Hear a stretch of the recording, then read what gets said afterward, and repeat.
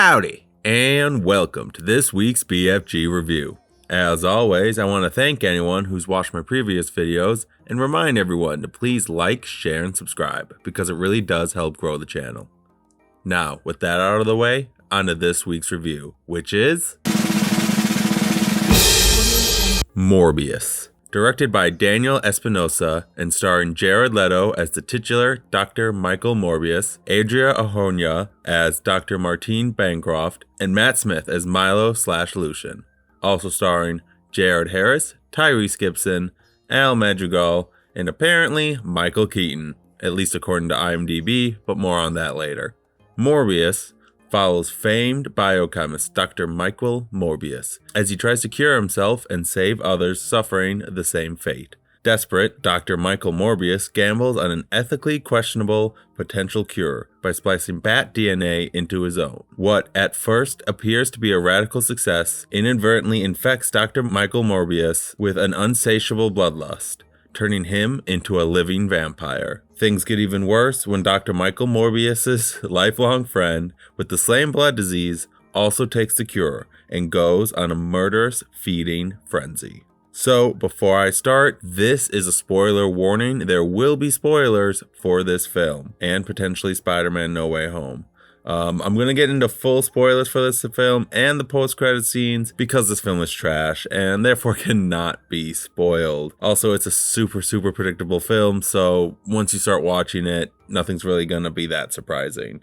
If you couldn't guess it, I did not like this film. And I didn't even have high expectations going in. I actually had some pretty low expectations, but the film didn't even meet those. Honestly, after hearing how bad some of the reviews were, I was hoping that this might be one of those super enjoyably bad films, but sadly, it's not even that. It's just a super predictable, generic superhero film that feels like it should have been released in the 90s or 2000s, not today. Before I start going too hard, I do want to say what I liked about this film, because it's not without merit. I liked some of the design work. The way Morbius looked was pretty cool, and I liked the smoky trail effect anytime he used his super speed. I also liked the way he flew. He kind of had to glide on gusts of winds he couldn't just take off and fly. It was kind of interesting.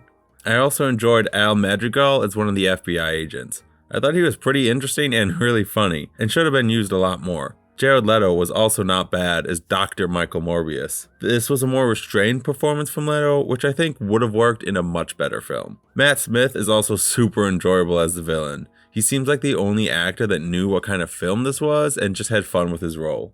And that's pretty much the only passable stuff in this movie, because everything else ranges from random to wrong to just plain bad. The summary I gave earlier is the entire story.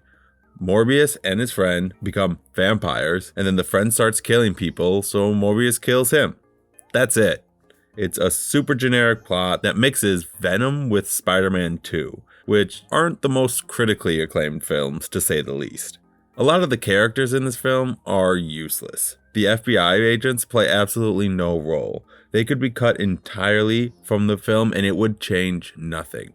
The other doctor/love interest is just there to be a damsel in distress in the end, then die randomly, and then be sequel bait. She's not really given any character. Morbius's maybe dad, maybe lifelong doctor, father figure, whatever, has a death scene that is laughable. The dude somehow survives being gutted and thrown through a wall just long enough for Morbius to find him, only to die seconds later. There's also this little girl that's introduced at the beginning of the film that has to be put into a coma because of the same blood disease that Morbius has, but then she's never mentioned again. None of the character motivations make any sense either, except for maybe Dr. Michael Morbius's, who just wants to cure his disease without becoming a bloodsucker. But his lifelong friend/the villain, Milo, he makes no sense. At first, he also wants the cure. Understandable. But then he sees what it does to his friend and how fucked up it is, but he still wants it. Less understandable. And then after he gets it, he kind of just becomes evil, starts murdering indiscriminately whoever he wants, and starts tormenting Michael for no reason. This movie has some of the weirdest editing decisions I've seen in a while. It opens in the present with Dr. Michael Morbius collecting his bats, then jumps back 25 years to introduce him and his friend Milo as kids, only to immediately then jump back to adult Morbius receiving a Nobel Prize, but without letting the audience know that this took place after the opening, and then jumping to him talking with that little girl I had discussed earlier. It honestly took me a second to realize what was happening when. And then the film had to explain that he also refused the Nobel Peace Prize because the previous scenes were so rushed, it didn't show him refusing the prize. The pacing in general is pretty awful. As stated, the beginning of the film is so rushed that it's difficult to know exactly what's happening when. Then, the middle slows down to a crawl where almost nothing happens until the final third, where the super rushed pace returns.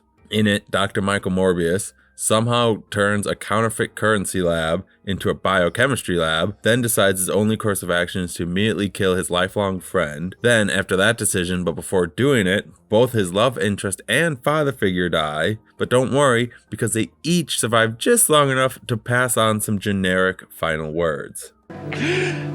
Tell Tawny Tim I won't be coming home this Christmas.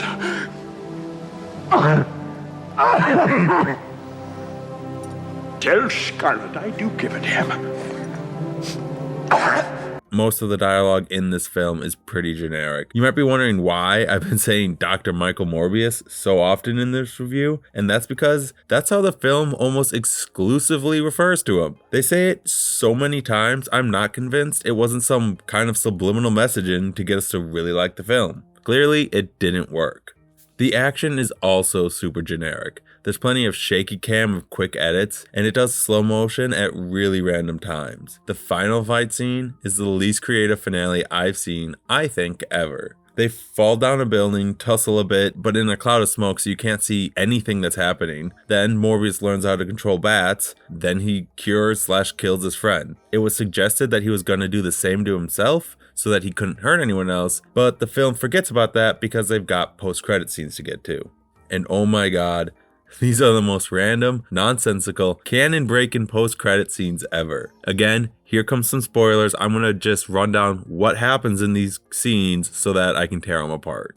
They start with Michael Keaton's Vulture appearing in jail in this universe through the purple sky portals from the end of No Way Home. Then we find out through a newscast that he's being released because there is no record of his crimes. Then Morbius is seen driving really fast in the middle of nowhere, where he meets the Vulture in a brand new suit, who then suggests that Spider-Man had something to do with him getting yeeted out of the MCU, and that they should form a team.